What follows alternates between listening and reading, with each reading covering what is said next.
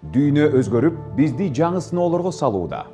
Баалуулуктарыбызды жана каада салттарыбызды кантип сактай алабыз? Жашоодогу жаңы чакырыктарга кандайча ылайыкташуу керек? Бул нерселерге туруштук керек.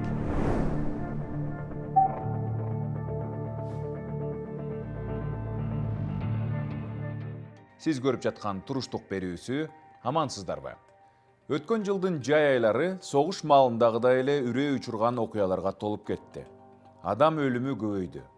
Ооруканаларда дарыгерлер жетпей жатат деген маалыматтар биринен салап бири орун алганы, ар бир адам өз ден соолугу үчүн кабатырланып жатты. Мындай кырдаалда дарыгерлер деле ар бир кайрылууга реакция кылып кабыл алууну кой, онлайн кеңеш берүүгө жетишпей жатты. Тилекке каршы абалдын оорлошу көпчүлүк жарандарыбыз өз алдынча дарыланууга өтүшүнө себеп болду.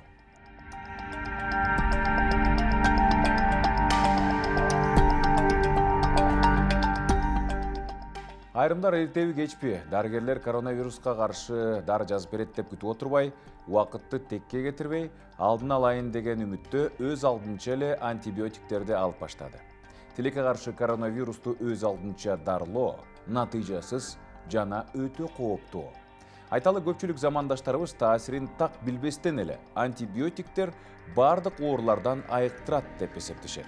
Биринчиден, кайсы гана оору болбосун, адистешкен дарыгердин гана көрсөтмөсү менен дарылануу керек. Антибиотиктер вирустук эмес, бактериялык ооруларга гана даба болоорун бүткүл дүйнөлүк саламаттыкты сактоо уюму эскертип келет. Аны өз алдынча алуу жакшырууга алып келбестен, тескерисинче ден соолукту солгундатат. Антибиотикти кайсы белгилер болгондо жана качан алыш керектигин дарыгер гана айта алат. Көзөмөлсүз антибиотикти иче берүү менен иммунитет төмөндөп, адамдын организми таасири чоң ооруларга туруштук бере албай калат. Андыктан өз алдынчалыкка баруу менен ден соолугуңузга жардам бербестен кыянаттык кылган болосуз.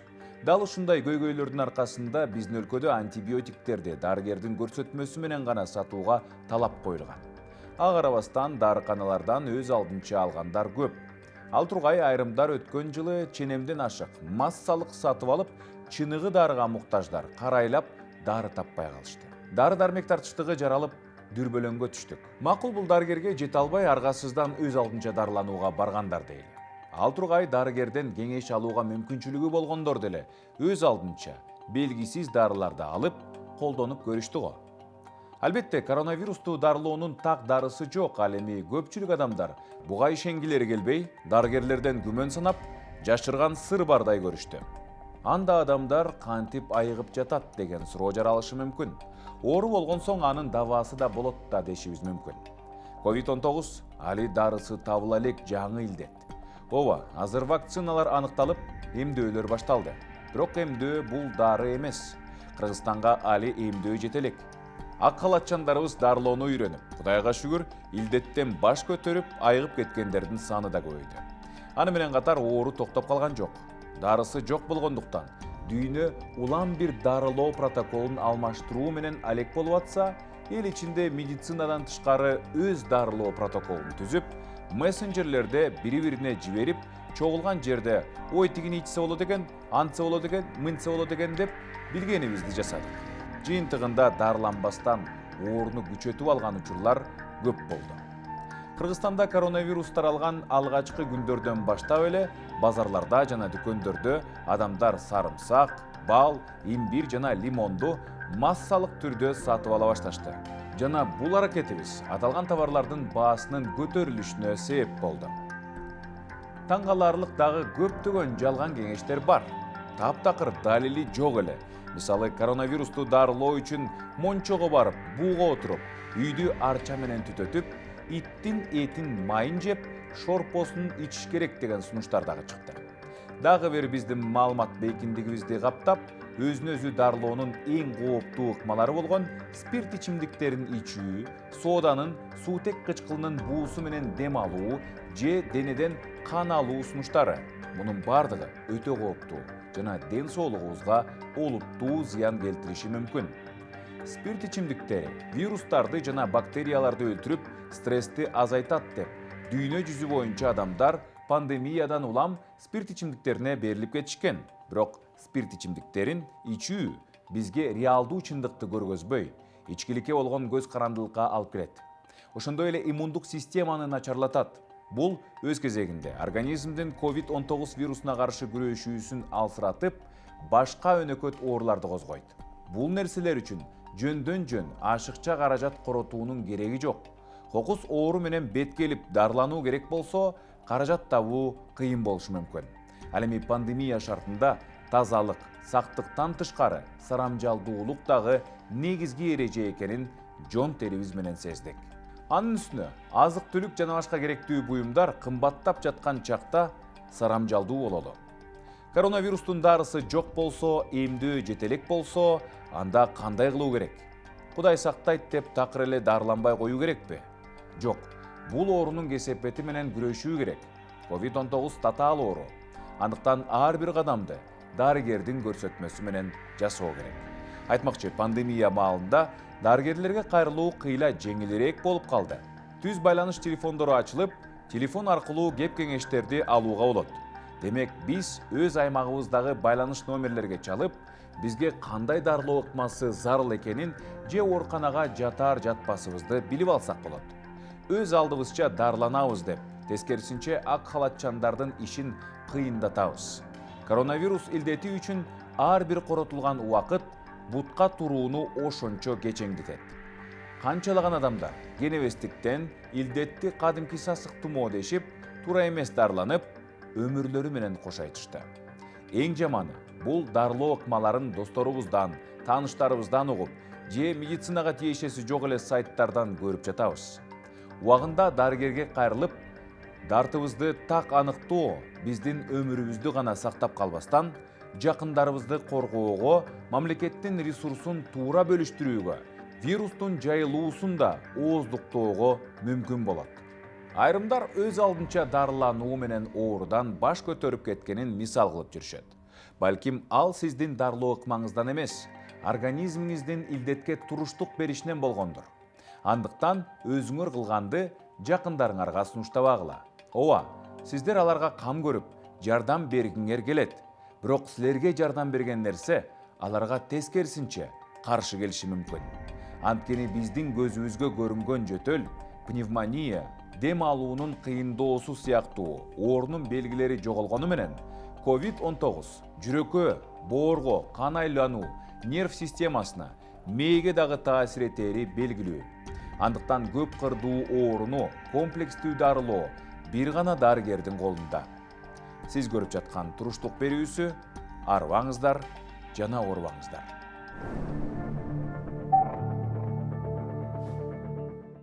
Берүүбүз уланууда. Урматтуу көрөрман, биз бүгүн салттуу медицинадан тышкары коронавируска өз алдынча дарылануунун кесепеттери тууралуу кеп кылуудабыз. Биз менен байланышта Республикалык жугуштуу оорулар клиникалык ооруканасынын дарыгери, врач-инфекционист Нургүл Молдалиева бар.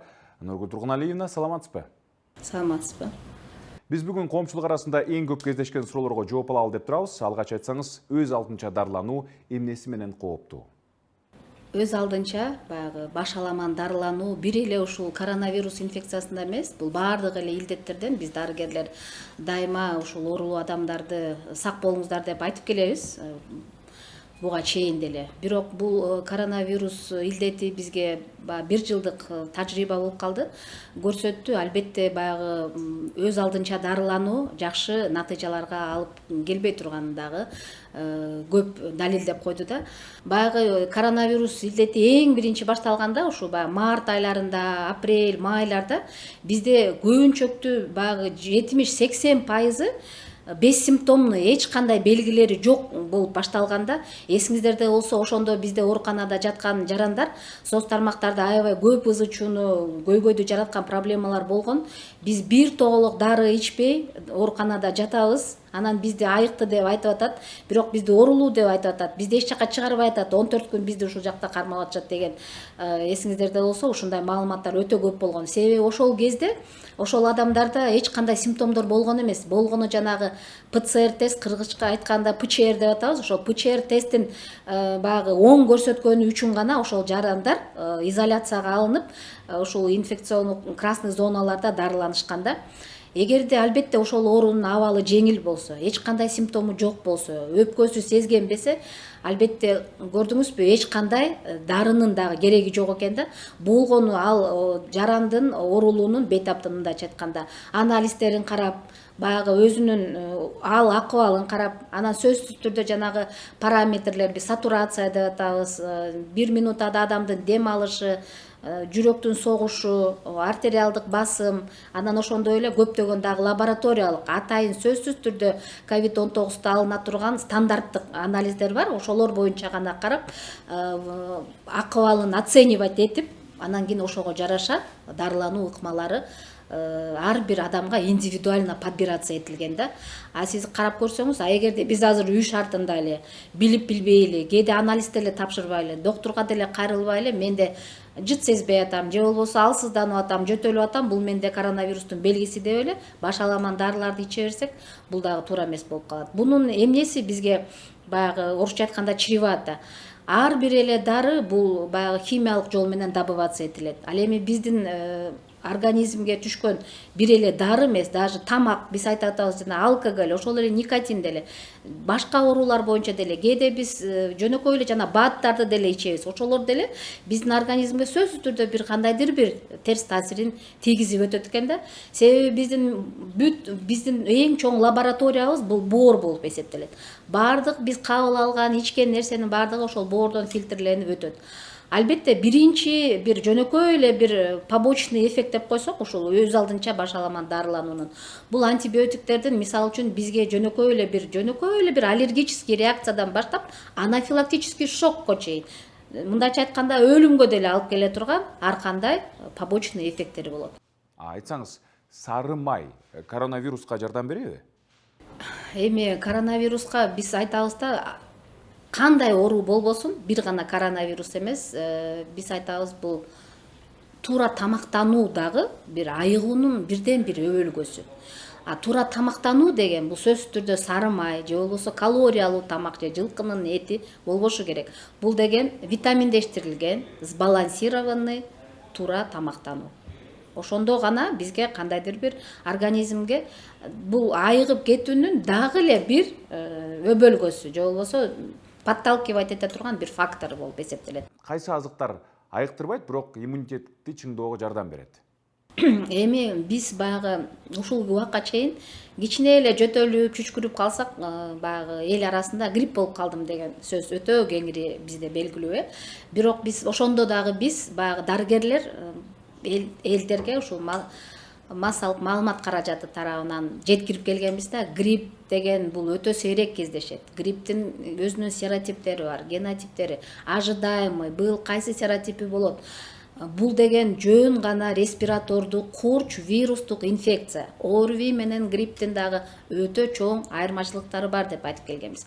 А бүгүнкү күндө сөз түрдө бул актуальный тема, бул коронавирус, COVID-19. Албетте азыр ар бир жаран өзүндө кандайдыр бир ушул белгилерди байкаса, а мен коронавирус болуп калган жокмунбу деген сөз түрдө биринчи ой ушул келет да. Эми бизге баарыбызга маалым болгондой, ошо респиратордук вирустук инфекциялар мына биз качантан бери келатабыз, алар биз менен ошол эле кошо келатышат. Баарыбыз билебиз.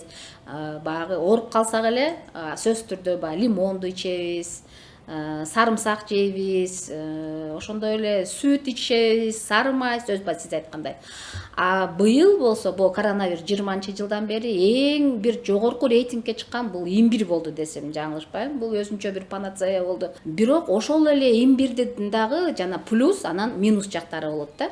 Мисалы үчүн биз айтпайбыз имбирди эле иче берсек эле биз укмуш сон болуп кетебиз деп. Эгерде биз имбирдин бир күндө 1,5 миң миллиграмм допустимый норма экен да. Эгер биз андан көп иче турган болсок, анын бизге уже терс кандайдыр бир таасирлери болушу мүмкүн экен. Растение из семейства луковых деп коебуз, пияздардын эмесине кирген. Буларды сарымсакты илгери бул өткөн замандарда Египетте, байыркы Грецияда, Кытайда дары катары колдонушчу экен.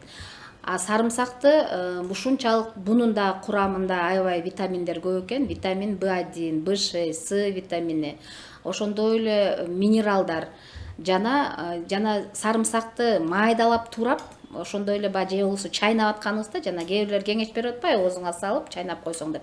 Ошондо серанын курамы пайда болот экен да, ал биздин организмде ушунчалык жакшы биологический эмелерди жүргүзөт экен да, баягы реакцияларды. Ошондой эле бул природный антибиотик деп коебуз. Бунун составында жана алицин деген болот экен дагы. Бул көптөгөн вирустардын андан ары өрчүшү, көбөйүшүн тармаздетет экен да.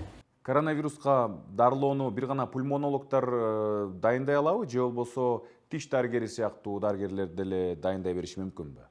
Эми тиш доктур дарылай алат деп мен айта албайм. Бирок бизде бул пандемия убагында өзүңүздөр билдиңиздер, инфекционисттер жетишпей, бизде башка багыттагы дарыгерлерди дагы атайын онлайн окутуп, ушул протоколдор боюнча анализ жүргүзүү, ошол эле красный зонада кандай иштеш керек, ошол эле сиздерди кандай туура кийиш керек, кандай чечиш керек деген боюнча көптөгөн бизде окуулар жүрдү. Ошонун негизинде бизде терапевттер, кардиологдор, хирургтар, травматологдор дагы биз менен чогуу ушул кызыл зонада жумуш алып барышты.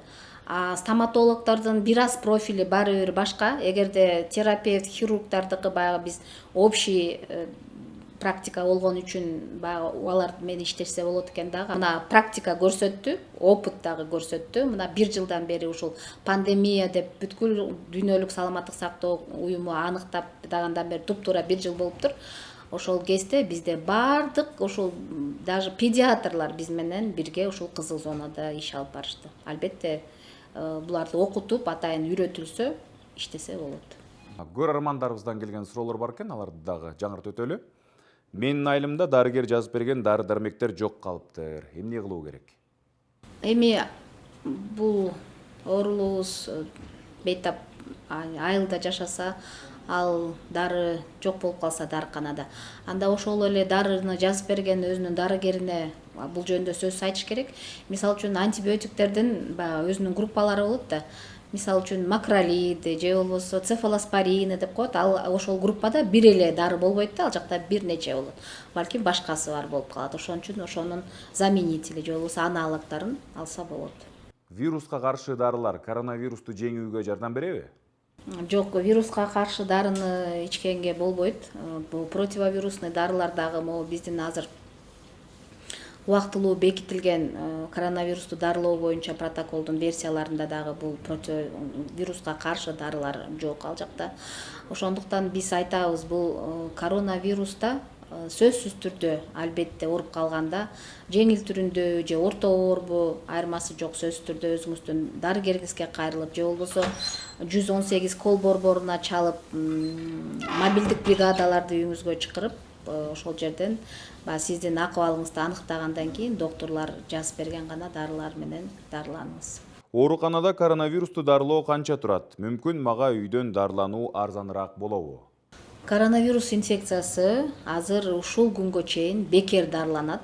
Мурункудай ооруларда саплата деген болгон, ар бир стационардын өзүнүн даражасына жараша Саламаттык сактоо министрлиги тарабынан бекитилген суммалар бар болчу, фиктивдүү. Азыр коронавирус азыр бекер дарыланат. Стационарларда бекер дарыланат. Коронавирус аптапта же суук мезгилдерде аз тарайт деген чынбы? Бунун бизге бул көрсөттү. Биз былтыр эсиңиздерде болсо коронавирус 26 градуста вирустар өлөт экен. Буюрса май-июнь келсе эле бул вирус түгөнөт экен деген бизде тыянак болгон. Ал мезгилде июлда ушунчалык көбөйдү вирус. Андан кийин биз кышты күтүп, күн суук болсо вирустар балким өлүп, вирус жок болот деп күттүк эле. Бул өзү көрсөтүп атпайбы? Демек бул эч кандай температурный режим. Албетте ар бир эле вирус, микробтор ошол кандайдыр бир температуралык режимден көз каранды. Себеби биз айтып жүрөбүз го, көп эле нерселер эмне үчүн составында спирт бар, антисептиктер кандайдыр бир жардам берет. Себеби ошол бир кандайдыр бир градустагы ошол ал спирт содержащий препараттардан демек ал вирус өлөт. Кандайдыр бир градустагы деңгээлде сөзсүз анын бир баягы көбөйүүсү, активдешүүсү дагы азаят. Бул сөзсүз түрдө көз каранды, анча-мынча, бирок 100% эмес да. Бирок ошонун бардыгына биз кайра эле өзүбүз шарт түзүп атпайбызбы? Ар жерде чогулуп, адамдар көп болгон жерде баягы скученность деп коебуз, бизде баягы проветривание деген болбойт.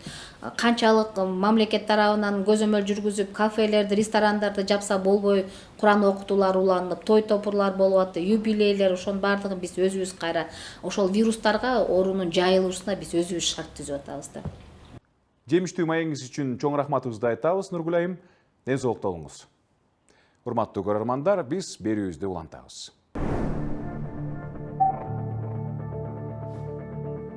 Жашылча мөмө жемиштерден айыгууга болбойт, бирок пайдалуу. Коронавирус пандемиясы учурунда көптөгөн адамдар жашылча жемиш мөмөлөрдү сатып ала башташты. Алардын ичинен лимон, сарымсак, имбир же малина өзгөчө популярдуу болду. Бул табигый продуктылардын бардыгы биздин организмге пайдалуу, бирок ченем менен колдонсоңуз. Алар биздин иммунитетибизди жакшырта турган көптөгөн витаминдерди камтыйт. Бирок алардын бири дагы коронавирустун дарысы эмес. Өз алдыңызча дары-дармектерди колдонбоңуз. Коронавирустун дарысы жок, андыктан дарыгерлердин көрсөтмөсү жок дарыларды өз алдыңызча сатып алып ичүү пайдасыз жана кооптуу. Албетте, коронавирусту дарылоодо бир катар дары-дармектер колдонулат. Бирок аларды колдонуу негиздүү болушу керек. Ошондуктан аларды дарыгерлердин көрсөтмөсү менен гана алуу керек.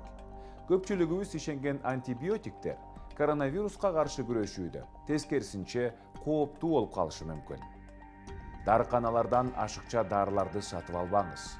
Пандемия учурунда өлкөдө кризис болуп, чек аралар маал-маал менен жабылып турганда, дарыканаларда дары-дармектердин таңсыктыгы болушу мүмкүн. Аларды эреже боюнча өз алдынча сатууга болбойт. Бул сиздин өмүрүңүзгө коркунуч алып келет. Мындан тышкары, дары-дармектерге болгон баалардын кымбатташын жаратат. Дарыгерлердин көзөмөлүндө гана дарылануу керек. Пандемия учурунда интернеттен же досторуңуздан келген кеңештерге ишенбеңиз.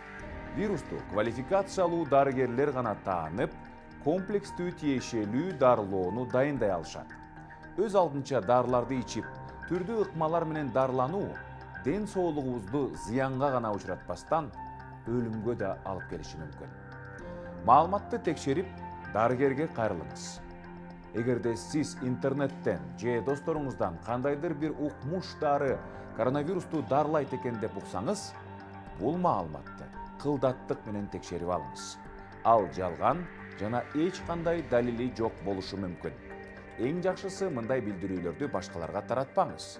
Мындай маалыматты текшерүү үчүн Дүйнөлүк саламаттыкты сактоо уюму же Саламаттыкты сактоо министрлигинин веб-сайттары сыяктуу ишенимдүү булактарды текшерип алыңыз.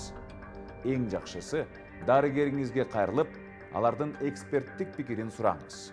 Урматтуу көрүүчүм, жоопкерчиликтүү бололу. Коом алдында да, ден соолугубуз үчүн да жоопкерчиликтүү мамиле өтө зарыл. Бүгүнкү сунуштар сиздин жашоону өзгөртөөрүнө ишенем. Кайрадан аманчылыкта көрүшөлү. Дүйнө өзгөрүп, бизди жаңы сыноолорго салууда. Баалуулуктарыбызды жана каада салттарыбызды кантип сактай алабыз? Жашоодогу жаңы чакырыктарга кандайча ылайыкташуу керек? Бул нерселерге туруштук керек.